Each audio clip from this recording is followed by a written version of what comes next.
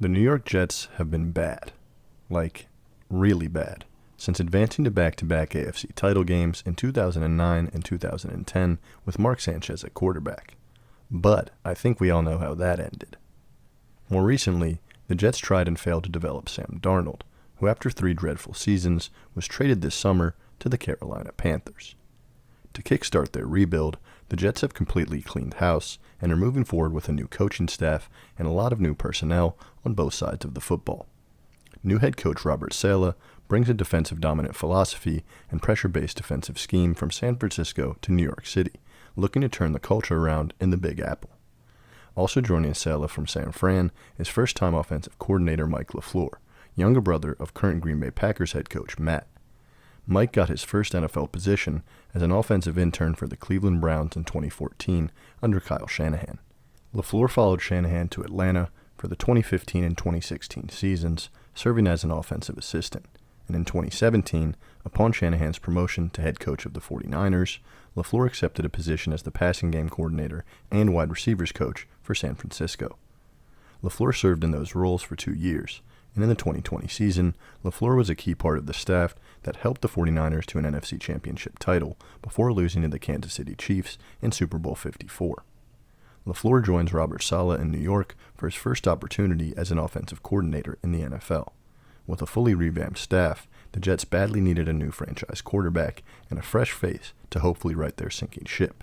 And with the number 2 overall pick in the 2021 NFL Draft, the New York Jets selected quarterback Zach Wilson from BYU.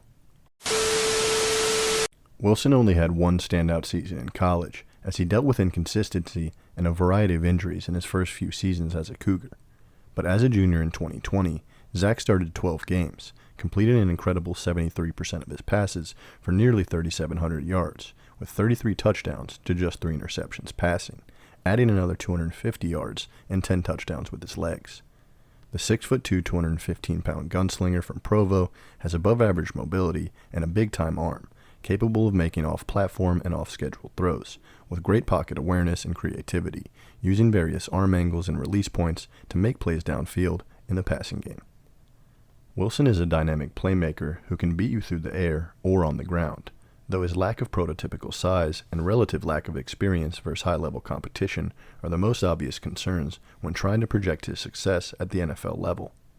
When I watch Zach Wilson, I see a lot of similarities to current Bills backup and former Bears starter Mitch Trubisky.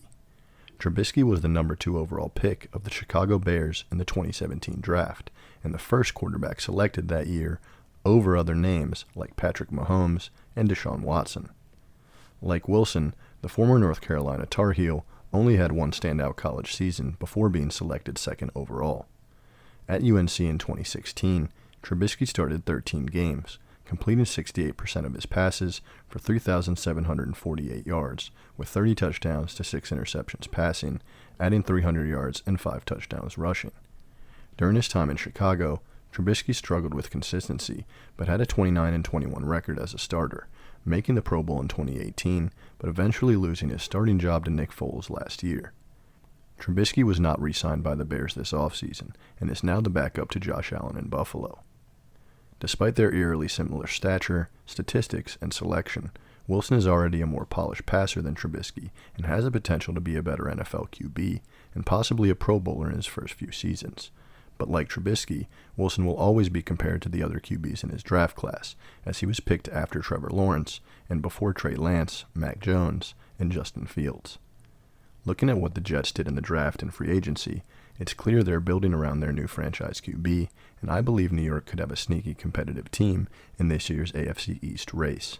The Jets clearly want to protect their investment, starting up front by adding stud guard Alijah Vera Tucker from USC in the draft, and signing free agent veteran lineman Dan Feeney and Morgan Moses to combine with returning starters Mekhi Becton, Connor McGovern, and George Fant to help keep their rookie QB upright.